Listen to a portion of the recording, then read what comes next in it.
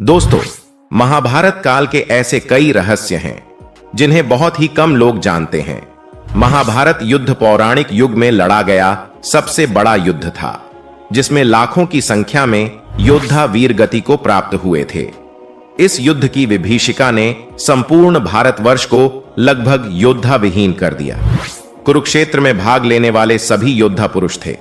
लेकिन दोस्तों, क्या आप जानते हैं कि युद्ध के बाद वीर गति को प्राप्त हुए सैनिकों की पत्नियों का क्या हुआ?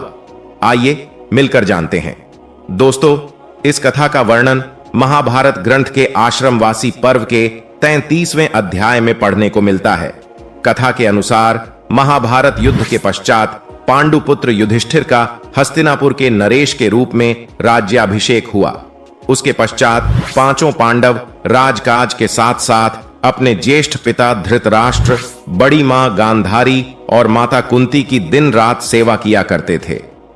पांडवों की सेवा से धृतराष्ट्र और गांधारी धीरे धीरे अपने पुत्रों के शोक से बाहर आ गए। इसी तरह 15 वर्ष का समय बीत गया।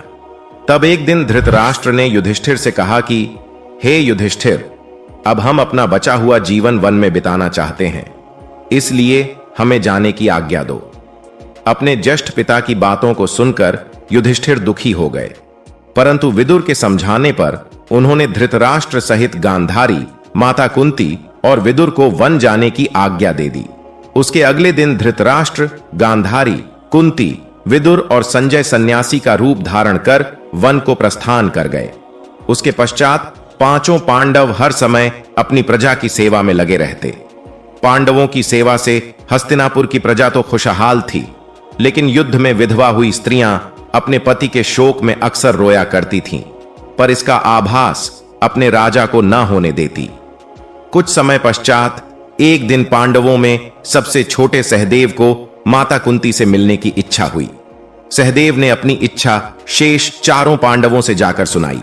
सहदेव की बातें सुनकर शेष तीनों पांडव भीम, अर्जुन, नकुल और उनकी पत्नियों के मन में भी माता कुंती से मिलने की इच्छा जागृत हो उठी।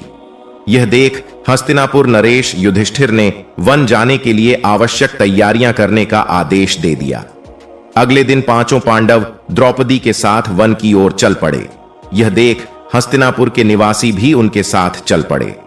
उन लोगों में वो विधवा स्त्रियां भी थीं जिनके पति महाभारत के युद्ध में वीर गति को प्राप्त हुए थे। वन पहुंचकर पांचों पांडव उस आश्रम में गए जहां सभी निवास कर रहे थे। बाकी के हस्तिनापुर निवासी उसी आश्रम के आसपास निवास करने लगे।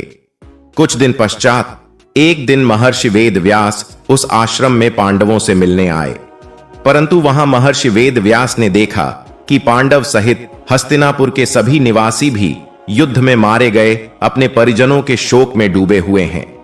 यह देख महर्षि वेदव्यास ने सभी से कहा कि आप लोग युद्ध में वीर गति को प्राप्त हुए अपने परिजनों का शोक मत करिए। वे सभी स्वर्ग या फिर दूसरे लोकों में सुखी पूर्वक निवास कर रहे हैं। वे सभी अपने अपने लोकों में अति प्रसन्न हैं।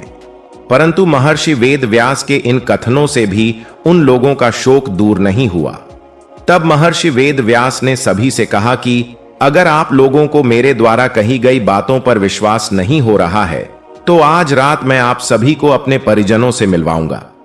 यह सुन पांडवों सहित सभी के चेहरों पर हल्की मुस्कान उभर आई। जिस आश्रम के आसपास सभी निवास कर रहे थे, वह गंगा नदी के तट पर स्थित था।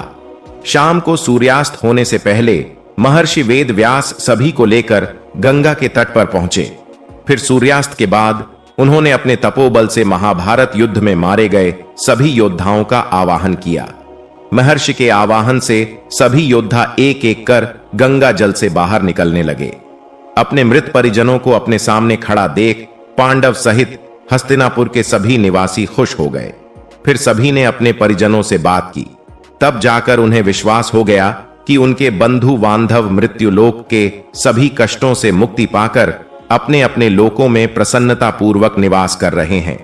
तत्पश्चात सभी के मन में जो अपने परिजनों के लिए शोक व्याप्त था, वह समाप्त हो गया। कुछ समय बाद युद्ध में मारे गए योद्धा एक एक कर गंगा जल में डुबकी लगाकर अदृश्य होने लगे। यह देख महर्षि वेदव्यास ने विधवा स्त्रियों से कहा कि जो स्त्रियां अपने पति के साथ उनके लोक जाना चाहती हैं, वह गंगा के पवित्र जल में अपना जीवन त्याग कर जा सकती है। महर्षि के इतना कहते ही सभी विधवा स्त्रियों ने गंगा के जल में डुबकी लगाकर अपने जीवन को त्याग दिया और सभी अपने अपने पति के लोक चली गई।